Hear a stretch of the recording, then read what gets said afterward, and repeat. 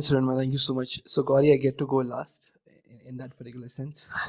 uh, no, I think Hiranmay, this particular panel is a great example, right? I think what we have on the panel is some of the largest companies in the world, but not just that. People who are really passionate about innovation, who themselves are trying to change the game within their company when it comes to collaboration, when it comes to co-innovation, and they're genuinely passionate about solving that particular problem.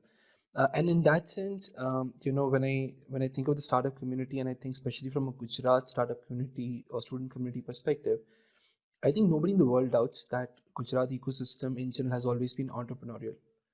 So the largest textile mills, chemical industries, biggest conglomerates in India can trace back their roots to Gujarat. The difference is that over the years, somehow we lost on the technology front, right? And we were not able to really adopt to that particular piece. Some of the smartest minds from Gujarat today sort of go out, study in different colleges, end up working Silicon Valley, Bangalore, Chennai, Hyderabad, and they should continue doing that.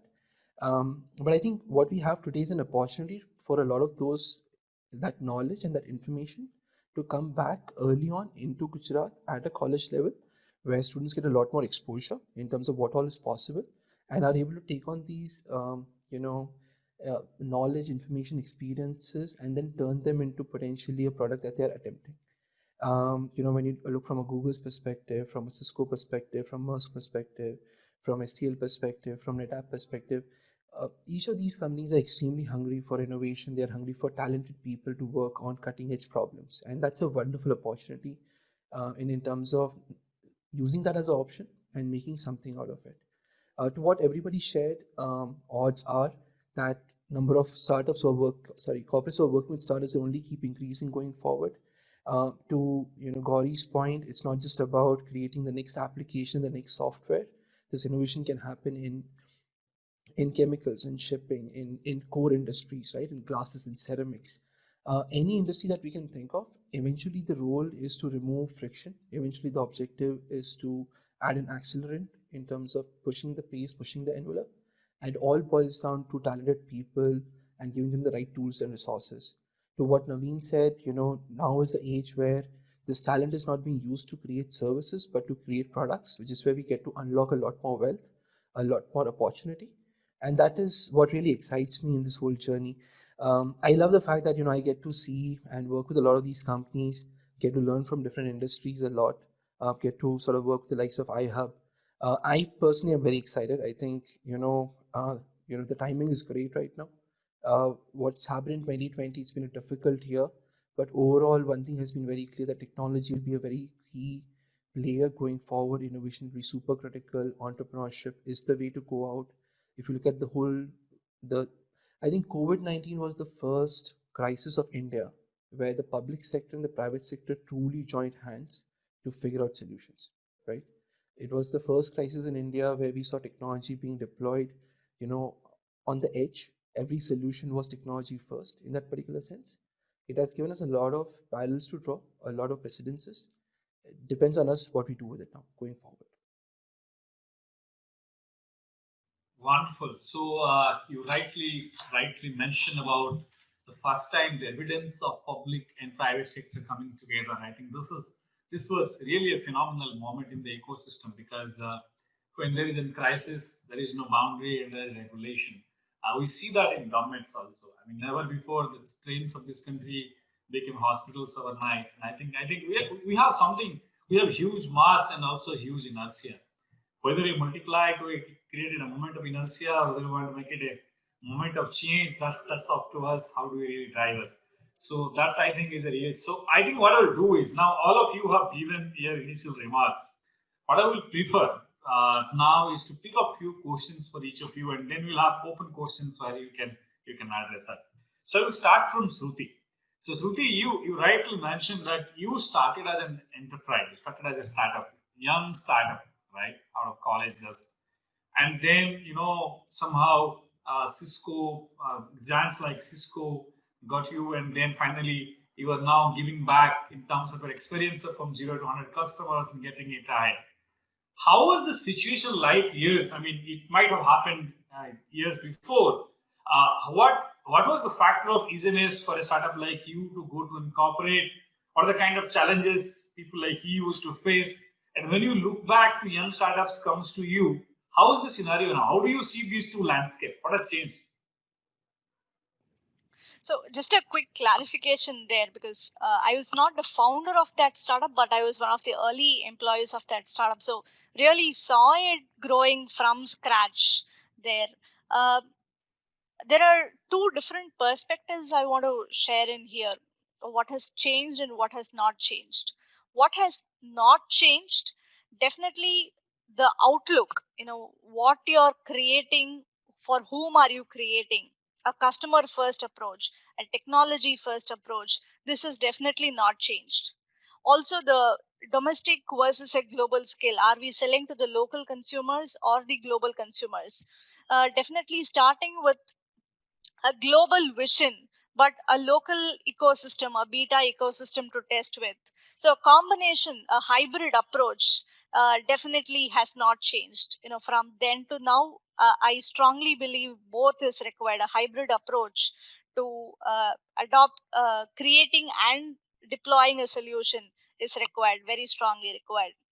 What has probably changed is the outlook of people who are employees or potential employees of a startup. They're no longer being looked like aliens. People still think that it's now the cool thing, the in thing to be part of startups, which was not the case a decade or even longer back. There you were actually betting your lives, you were risking your lives. The people who didn't give you a marriage proposal if you were part of a startup, they would think, hey, are you not in a stable job at all, right? That was the outlook at that point of time. But I think that has definitely changed now, and right from freshers out of college willing to sign up for startups, to the government giving in so much of impetus to this startup ecosystem, especially the very recent one during COVID. It was so heartening to see how the government placed a very big trust on the startup ecosystem and gave us all the opportunity to build different kinds of innovation, right from what is required for healthcare to worker safety to a host of opportunities that were like thrown open overnight. So I think that trust definitely has changed a long way, and I'm sure this top-down approach has turned the light on. It has flipped around approach, the way people are looking at it, big time. Wonderful. I think you nicely mentioned things what has taken a loop in and things which have not changed. I think that's a beautiful perspective, and I'm sure the rate of change is changing faster, and that's what is the beauty of Indian ecosystem. We landed in the top three ecosystem, now in top two. I'm sure if we can make our fundamentals strong, like startups need to make their unit economics strong, if the ecosystem development need to focus on fundamentals, we can also be one of the very progressive ecosystem. I will, Sruthi, come back to you for a while. Meanwhile, I want to go back to Gauri. I remember we used to have a conversation last week, and Gauri mentioned a very interesting thing to me. He told when they look for hunting good startups for their some of the strategic purpose in the marine industry, before they give the challenge open. I mean, I was just talking to him. I tell them, how do you really seduce entrepreneurs to your organization? How do you really interface? And he told a very interesting thing. He told our business units share the challenges, and once you float them, our knowledge partners bring in 100 startups from India itself who have demonstrated something functional technology in lateral or in the same domain. And then the entrepreneurs realize we can also fit into this. So they do try to solve problem in certain areas, and then corporates like Merck and others really gets value into it. So is the startups are also going a step ahead in terms of applying their technology, finding out right problems to solve, or do you think these industries can also seduce them better, faster, to kind of orient them how to appropriately position their skills to solve these problems? Thanks for that, Hiranmay. So it's very true. I strongly acknowledge the fact that there are every single time that you come up saying that, hey, I have a great idea. I'm not sure if there is somebody solving it right now. There is definitely a startup somewhere in the globe solving for it. That is not a question of discussion at all. Is there a room to improve? Yes, there is a huge room for improvement, given the fact that many a times,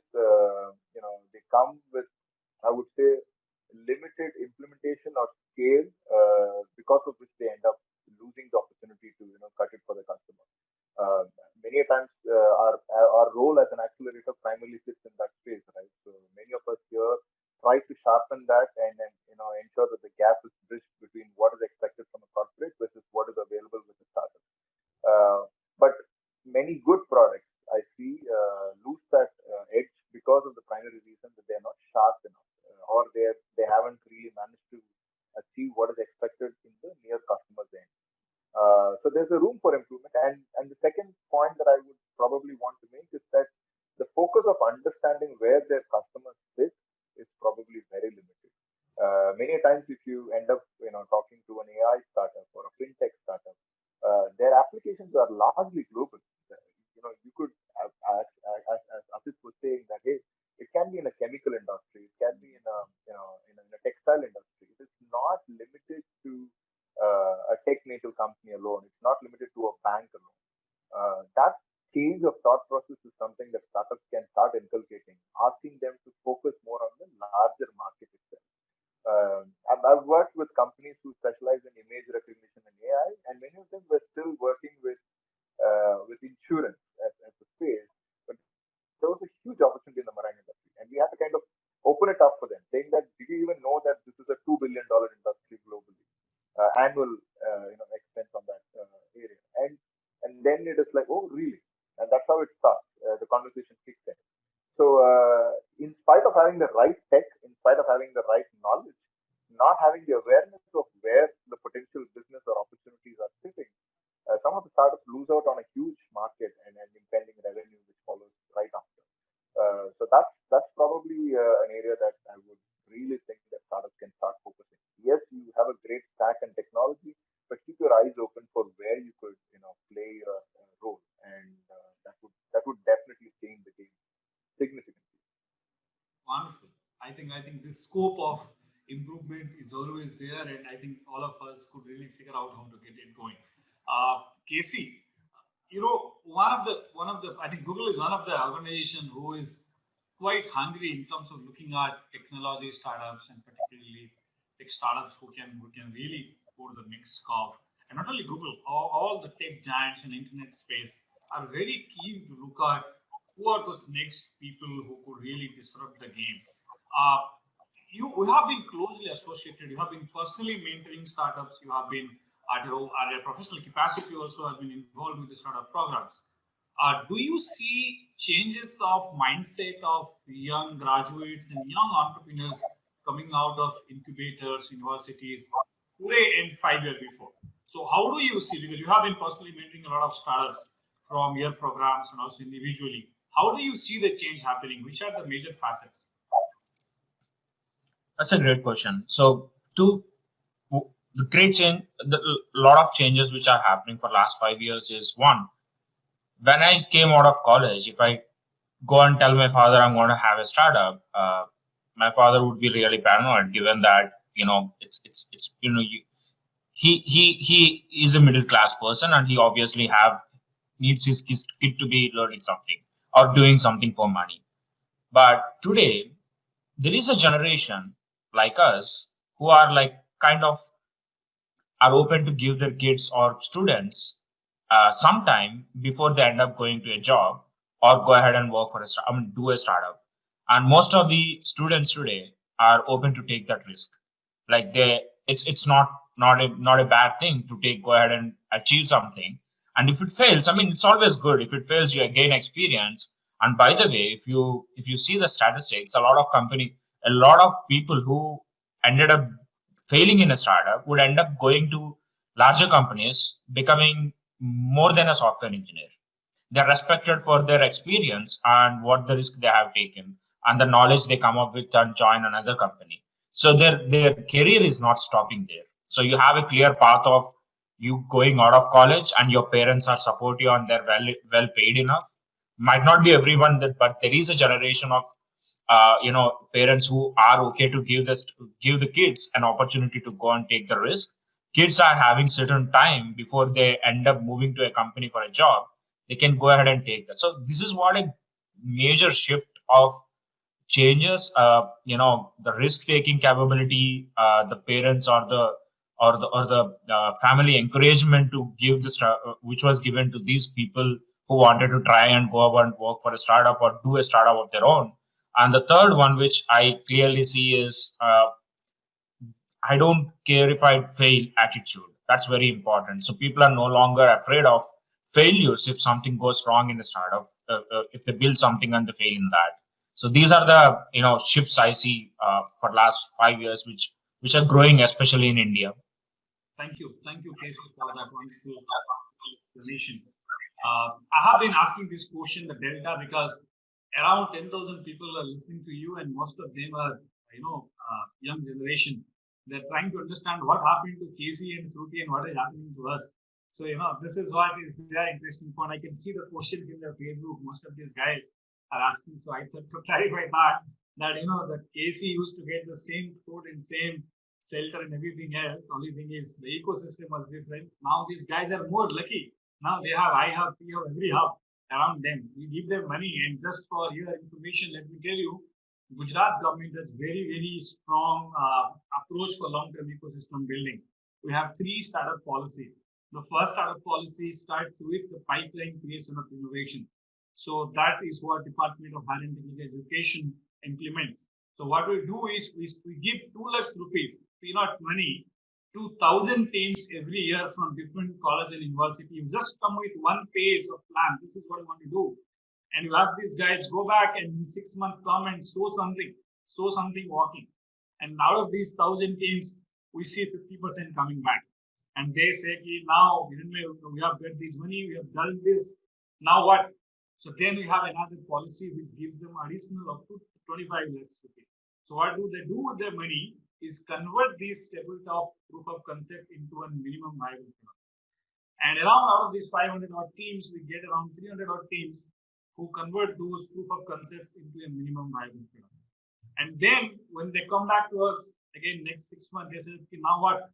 So then we pick up around 150 and 200 odd people and give them to next level of market interface, industry interface, and ecosystem interface. And therein people like you plays a very vital role.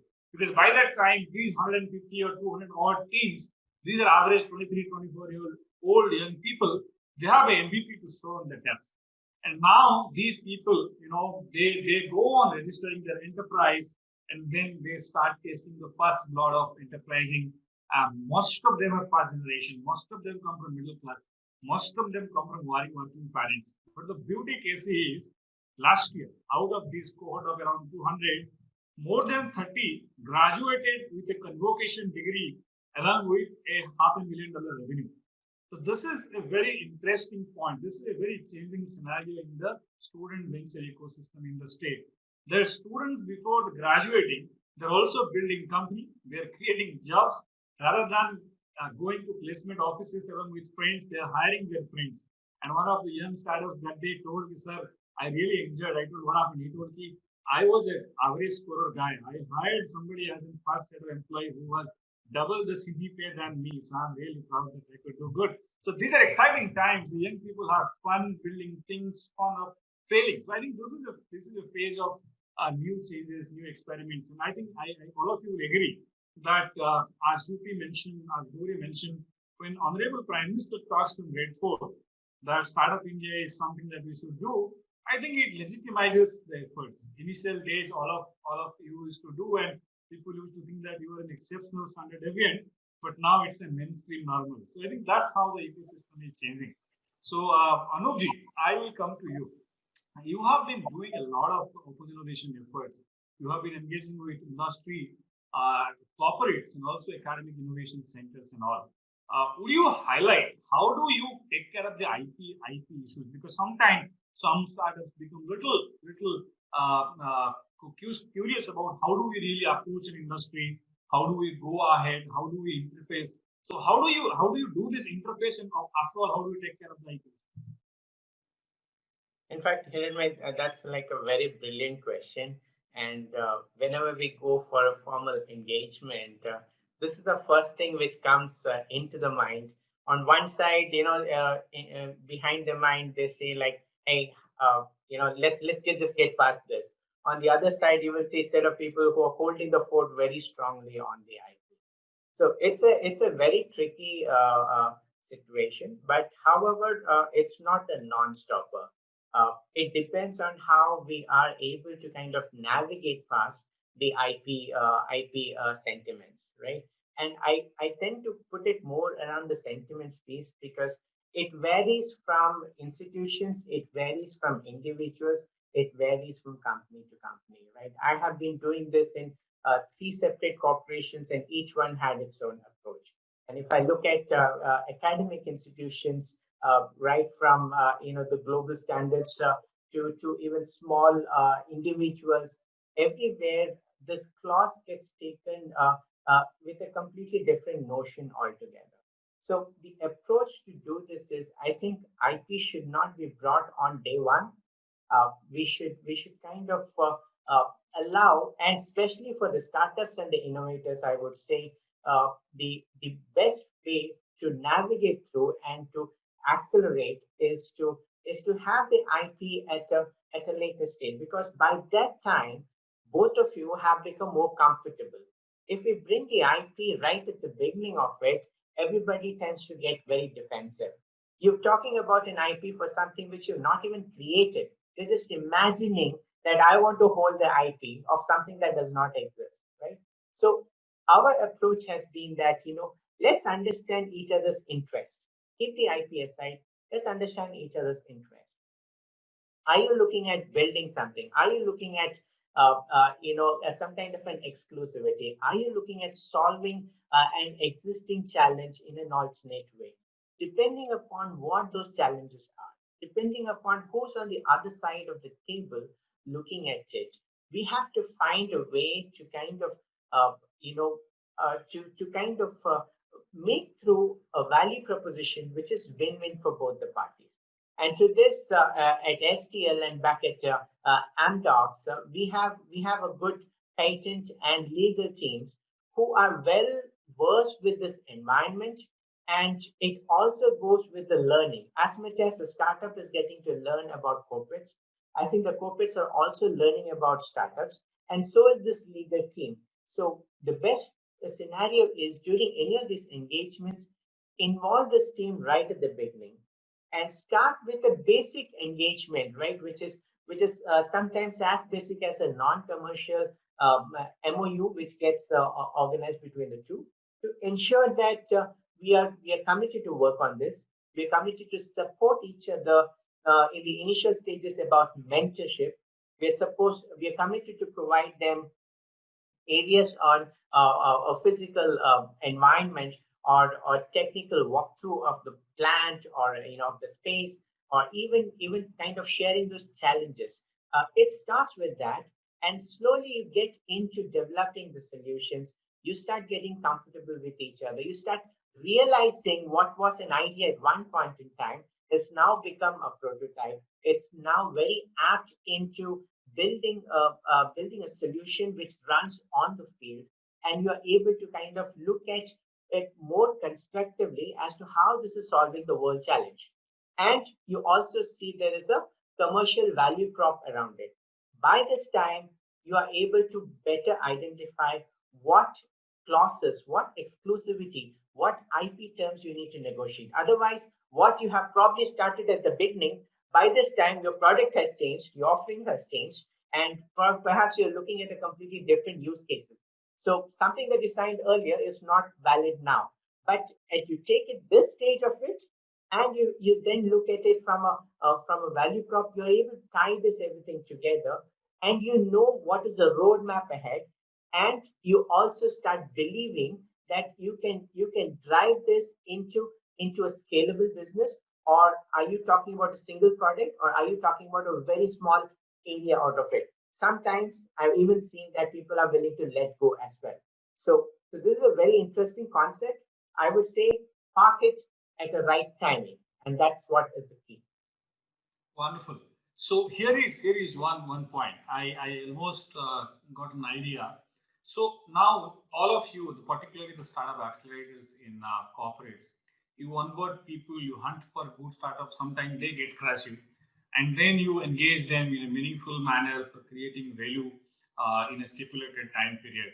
So in that process, how do you kind of measure measure the process of engagements, or how do you ensure that you optimally take them to a level, because they don't come for 3 years or 2 years, they come for a shorter period of time. So how do you really engage them more meaningfully? This is an open question. Any of you can pick up. I'll take a stab at that, Hiranmay. So let's look at how do we engage. I think the first piece is the initial phase of discovery, where we call it the start of speed dating, right? You just come meet for 15-20 minutes, you have a power pack session, and you kind of understood whether we can kind of map this into any of our roadmap or not. But what happens after that is in the hands of both the corporates and also the partner on the other side. And by partner, again, I would say it is individual, it is startup, it is academias, right? So how do you want to take that ahead? And you should, every time there should be kind of a progress that goes into the next step, which takes you closer to the commitment. So when we have looked at it, second time you talk about more like a blueprint, third time you come talk about developing a prototype, fourth time you're talking about building that into and taking it to the field, fifth time the journey continues. And as long as you're able to connect yourself with the value system, I see the engagement continues. It could sometimes things materialize in 3 months' time. Sometimes I even seen things go on for a year and a half.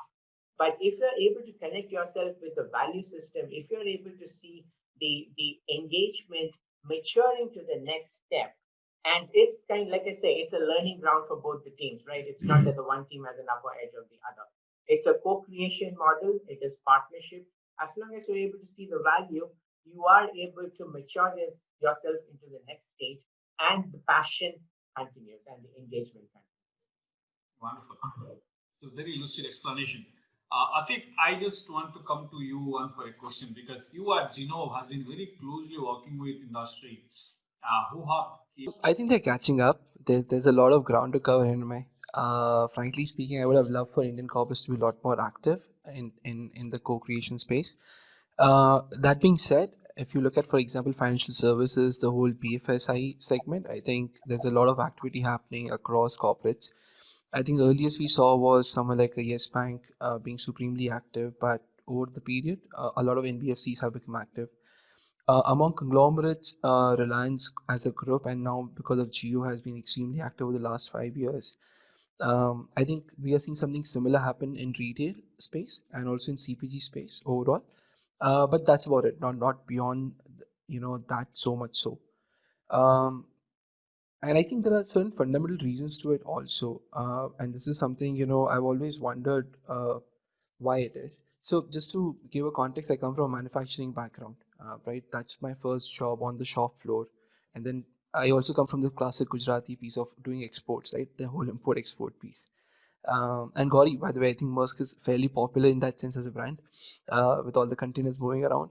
But I think one thing which I've always been kind of amazed with is that somehow the industry level cross collaboration in Indian companies, where Indian financial services major will go and talk to their peer. Similarly, in chemicals, somebody would talk to their competition, has been traditionally low in India compared to, say, China or Israel or US. And that is one thing we need to fundamentally change. If you look at the genesis of a story of, say, Tel Aviv or Silicon Valley or Shenzhen or Shanghai or Beijing, what you would notice is that the first set of companies who came in there, they used to collaborate a lot with each other. They used to share a lot of information, and that helped each one of them sort of progress further. We saw something similar in Ahmedabad also in terms of textile mills back in the day, where Ahmedabad mills ended up surviving a lot longer than any other part of the country in terms of that textile industry which was there, predominantly because of the collaboration piece which is there. So I think that's one hurdle somewhere, whether it's as an Indian entrepreneur in a family business or as a leader in an Indian company, we need to find a way to sort of break that barrier which is there. But yes, overall, I think one thing which has been really interesting in the last 3 to 4 years is that because of the Honorable Prime Minister's push on Startup India, a lot of PSUs got active. And that also was a very interesting situation, is because you saw PSUs working with startups, you saw some BFSI companies working with startups, and people in between started to ask that, hey, why are we not doing something? So with each passing month, each passing year, we do see a lot more conversations happening. And I do believe that this year, what we have seen with Reliance is going to propel a lot more companies to actively engage with the startup ecosystem. But yes, there's a lot of headroom. This is where I think iHub can really help push, the industry. We might have to do something to make it easier for them to start working with companies potentially. No, you always take me last year. Not intentionally. You belong to Gujarat, and I think that I can afford coming you back to the last. No, definitely. I think every point that the panelists have shared is extremely critical and immensely powerful in that sense. I think one piece which I would maybe add here is that for the last 5 years, the startup policy in general has been focused on volumes, which is a good thing. It's a prerequisite for anything else to happen. I think now is the time to shift to quality from a narrative perspective, which is to say, it's okay to have maybe only 20 and not 80 incubators in the state, but 20 incubators which are world class, right? Where people want to come, not just in Gujarat, but people from the world want to come. And this would potentially somewhere mean that we are able to bring in great innovation managers, great incubation managers into the ecosystem who are able to stick around, where it's also viable for them to stick around, which is there. So I would say, how can we make the incubators more stronger? How can we make the incubation teams a lot more stronger? I think if we are able to do that, a lot of these things will start to get activated. It'll be easier to create better mentorship circles. It'll be easier to attract companies like Cisco, NetApp, STL, Google, MERS to come and engage with the ecosystem, because they would trust the people who are executing on the ground. So I would put a lot of focus on those incubation teams and those incubators and say that let's shift the discussion to quality.